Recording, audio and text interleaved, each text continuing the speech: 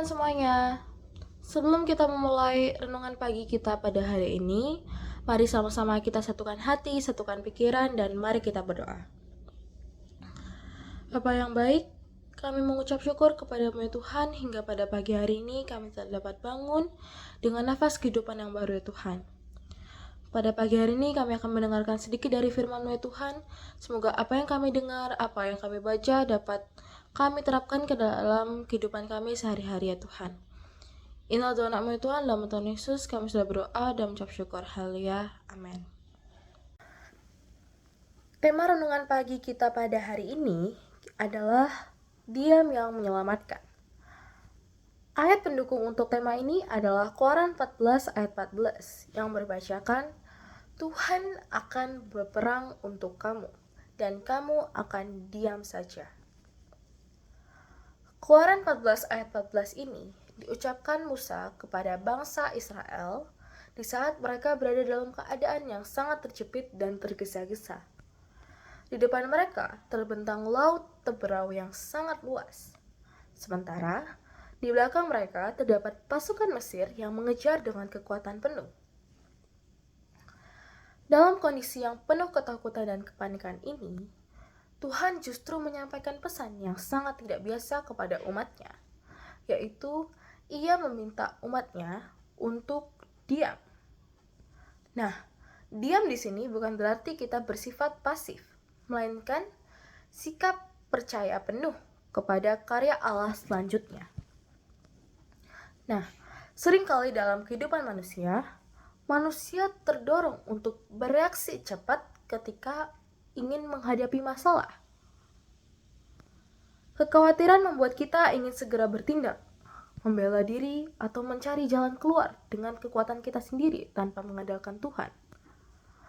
Namun, ayat ini mengajarkan bahwa ada saatnya Tuhan meminta kita berhenti, menenangkan hati, dan menyerahkan keadaan sepenuhnya kepadanya. Diam di sini merupakan bentuk iman yang aktif dalam diri manusia. Diam di hadapan Tuhan berarti kita menahan diri dari keluhan, kepanikan, dan keputusan yang tergesa-gesa dan tergolong anonim. Dalam keheningan itulah iman kita diuji dan dibentuk. Bangsa Israel tidak diminta untuk melawan Mesir dengan senjata, melainkan untuk percaya bahwa Tuhan sendiri yang akan bertindak ke depannya. Kuasa Tuhan dinyatakan justru ketika manusia berhenti mengandalkan dirinya sendiri, bukan saat manusia mengandalkan dirinya sendiri. Prinsip ini sangat relevan dalam kehidupan orang percaya saat menghadapi tekanan, ketidakpastian, ataupun ketidakadilan di dalam kehidupan mereka. Tidak semua masalah harus diselesaikan dengan perlawanan atau pembuktian diri. Ada waktu di mana Tuhan akan bekerja paling nyata ketika kita memilih untuk percaya, menunggu, maupun tetap taat padanya. Namun, diam di sini bukan berarti kita menyerah tanpa harapan. Diam yang dimaksud adalah sikap hati yang bersandar kepada janji Tuhan. Dalam Mazmur 46 ayat 11, Tuhan berkata, diamlah dan ketahuilah bahwa akulah Allah. Keheningan di hadapan Tuhan menolong kita melihat bahwa kendali hidup kita tidak pernah lepas dari tangannya. Pada akhirnya, Tuhan benar-benar berperang bagi Israel dan membuka jalan di tengah laut. Peristiwa ini menjadi bukti bahwa kuasa Tuhan melampaui segala keterbatasan manusia. Apa yang mustahil bagi manusia menjadi mungkin ketika Tuhan bertindak. Sebagai orang percaya, marilah kita belajar untuk mengenal kapan kita harus melangkah dan kapan kita harus diam di hadapannya.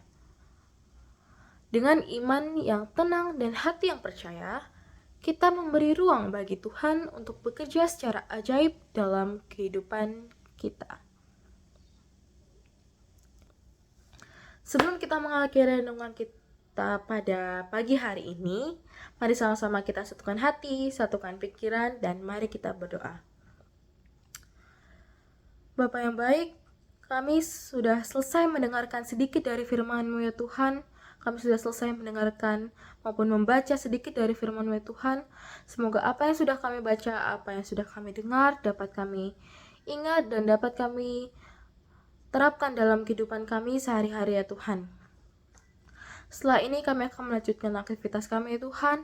Berikanlah bimbingan Roh Kudus-Mu ya Tuhan dalam setiap langkah kehidupan kami, supaya apa yang kami perbuat, apa yang kami lakukan dapat berkehendak di hadapan-Mu ya Tuhan. Lancarkanlah aktivitas kami pada pagi hari ini hingga malam nanti ya Tuhan, supaya apa yang kami lakukan dapat sesuai di hadapan-Mu ya Tuhan. Inilah nama Tuhan, dalam Tuhan Yesus kami sudah berdoa dan mengucap syukur. Haleluya. Amin.